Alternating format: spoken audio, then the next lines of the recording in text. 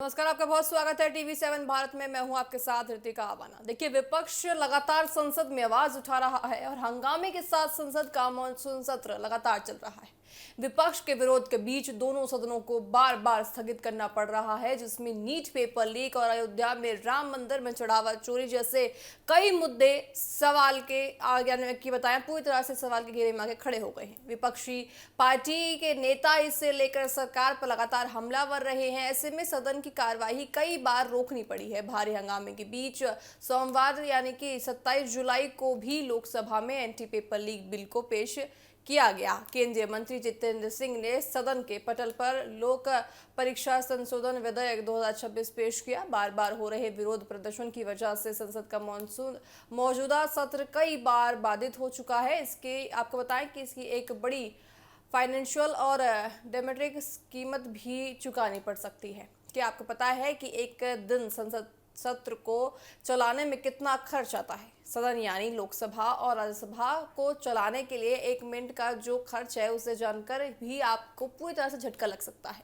साल 2012 में आपको बताएं कि यहाँ पे सरकार ज्यादा खर्च उठाती है जब संसद चलता है, और ऐसे में अगर एक संसद चलने के बावजूद उसमें जो बिल लाने के लिए देखिए सरकार और विपक्ष एक छत के नीचे आते हैं, वो बिल नहीं आता है तो कहीं ना कहीं यहाँ पर खर्च का और ज्यादा बार उठकर खड़ा हो जाता है। तो ऐसे में देखिए लगातार विपक्ष भी हमलावर था कि आप बिल क्यों नहीं ला रही हैं। बिल किसके लिए? छात्रों के लिए, छात्रों के हितों के लिए, नीट पेपर लीक के लिए। लेकिन उसके बावजूद जब सरकार पूरी तरह से तैयार है पेपर लीक के लिए, बिल लाने के लिए, फिर भी विपक्ष यहाँ पे बिल को मंजूर नहीं होने दे रहा है। लगातार मानसून सत्र होता है, मानसून सत्र के देखिए आपको बताएं कि कार्यवाही होती है, लेकिन उसके बावजूद जो है विपक्ष हंगामा करता है, आवाज उठाता है, नारे लगाता है। तो उसके बावजूद आपको बताएं कि पूरी तरह से मानसून सत्र नहीं चल पा रहा है। उसमें किसका नुकसान है? ऑफकोर्स छात्रों का। छात्र जिस तरह से देखिए प्रदर्शन उन्होंने किया, कितने दिनों तक वो धरने पर बैठे रहे। अब उसके बाद सरकार जब चाह रही है कि उनके लिए कोई बिल आ जाए, फिर भी बिल जो है विपक्ष लाने नहीं दे रही हैं। उससे देखिए एक तो समय पूरी तरह से बर्बाद हो रहा है, छात्रों का भी, नेताओं का भी, मानसून सत्र का भी, और पूरी तरह से देखिए पार्लियामेंट का भी, क्योंकि उसमें खर्च भी आता है। और जब मानसून सत्र चल रहा है तो ऐसे में तमाम चीज़ें और आनी थी, लेकिन उसकी वजह से क्योंकि बिल पास नहीं होने दे रहे हैं तो उसकी वजह से कहीं ना कहीं नुकसान सभी को उठाना पड़ रहा है।